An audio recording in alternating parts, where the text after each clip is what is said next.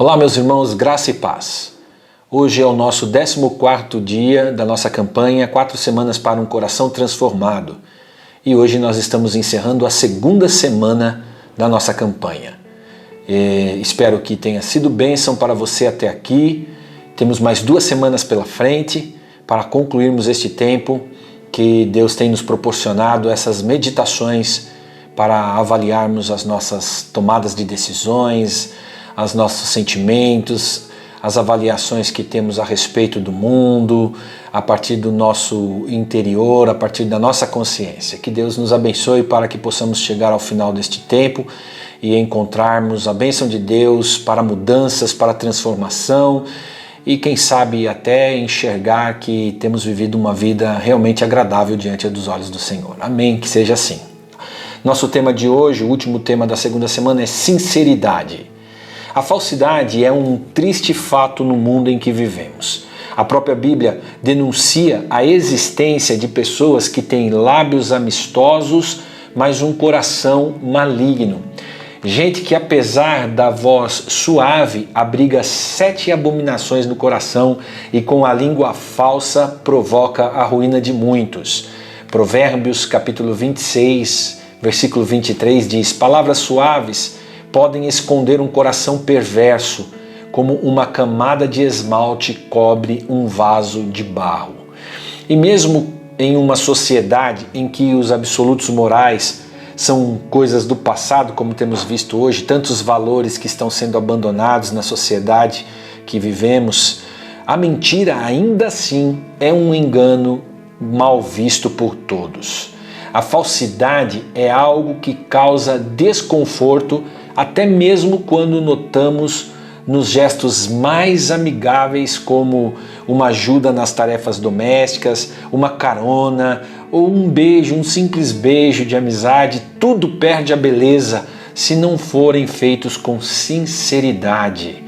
Deus também tem uma profunda aversão à falsidade e odeia o coração que maquina pensamentos perversos.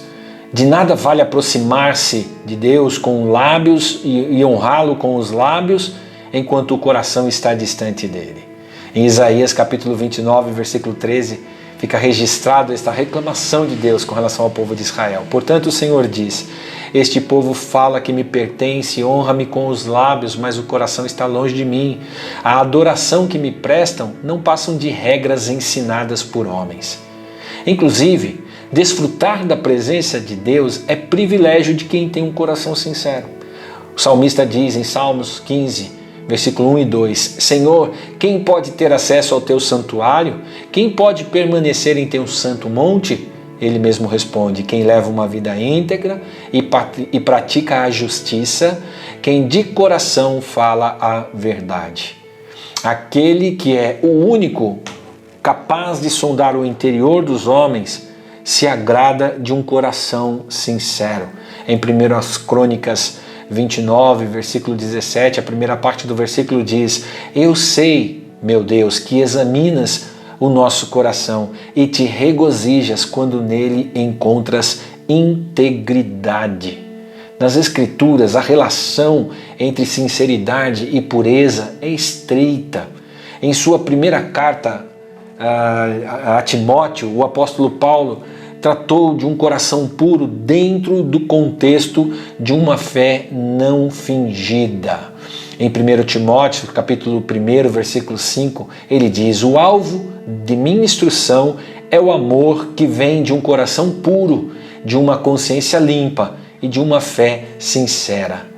Ele dizia isso no momento em que tantos falsos profetas falavam a respeito do amor de Deus, dos benefícios de Deus, da bondade de Deus, mas falavam com intenções impuras em seus corações. E isto não fazia com que as pessoas realmente crescem na mensagem que eles pregavam. Por isso, quando Paulo chega a Timóteo, ele diz: o que eu estou passando para vocês, a instrução, os meus ensinamentos, eles são algo verdadeiro dentro do meu coração. Ao praticarmos o Evangelho em nossas vidas, precisamos ser zelosos com as regras, mas precisamos, acima de tudo, ser sinceros nas nossas práticas. Quando a Bíblia fala de pureza de coração, ela não está pensando em ausência absoluta de pecado, porque sabemos que somos pecadores. Mas ela está falando sim num coração que se apresenta sem reservas diante de Deus.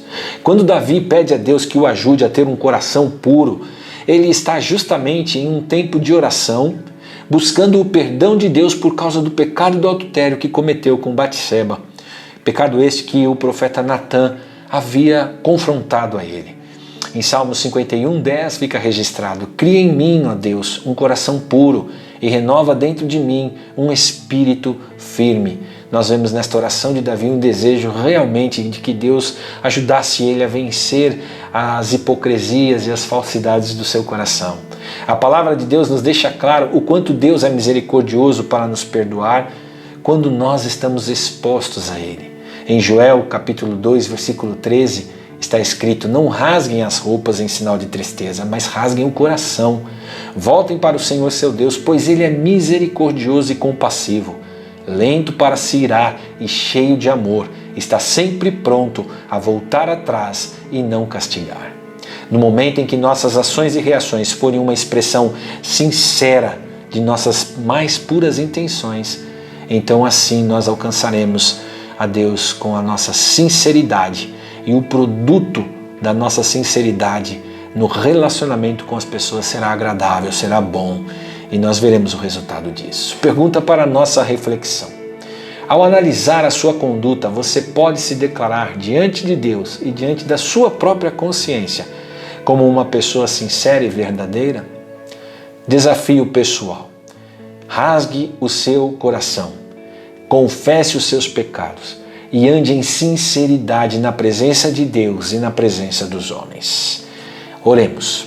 Senhor, perdoa-me por muitas vezes estar preocupado em aparentar espiritualidade do que em ser governado realmente pelo Teu Santo Espírito em todas as áreas da minha vida.